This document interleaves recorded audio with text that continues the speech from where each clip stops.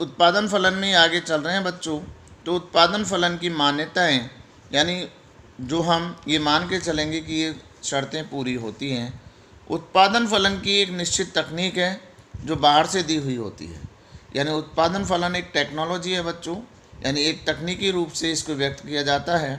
दूसरा, उत्पादन के साधनों की कीमत जो बाहर से दी जाती है, यानी उत्पादन के जो साधन अपन ने प्रयोग में लेते हैं बच्चों, भूमि, पूंजी, श्रम, संगठन, उसकी कीमत बाहर से चुकाई जाती है। उत्पादन फलन का संबंध एक निश्चित समय अवधि से होता है बच्चों। देखिए बच्चों, उत्पादन निरंतर जारी रहता है, लेकिन हम ये सोचेंगे कि एक निश्चित अवधि में कितनी वस्तु हम बना रहे हैं, तो इसको हम उत्पादन फलन कहते हैं। तो एक समय से तो मापना ही होगा बच्चों, तो उत्पादन फलन हम ये देखते हैं कि एक निश्चित समय अवधि में हमने कितना उत्पादन किया। एक महीने का भी हो सकता है बच्चों, साप्ताहिक भी हो सकता है, वार्षिक भी हो सकता है। तो ये हम देखते हैं कि एक निश्चित अवधि में हमने कितने तो साधन लगाए और कितना उत्पादन हुआ। चौथा, उत्पादन के साधनों के संयोग अनुपात एक सीमा तक ही बढ़ सकते हैं।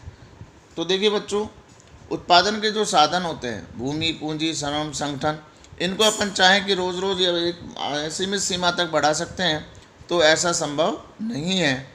यानी सहयोग एक निश्चित अनुपात तक ही बढ़ा सकते हैं बच्चों, यानी साधनों में एक निश्चित अनुपात तक ही परिवर्तन संभव है, उसके बाद नहीं।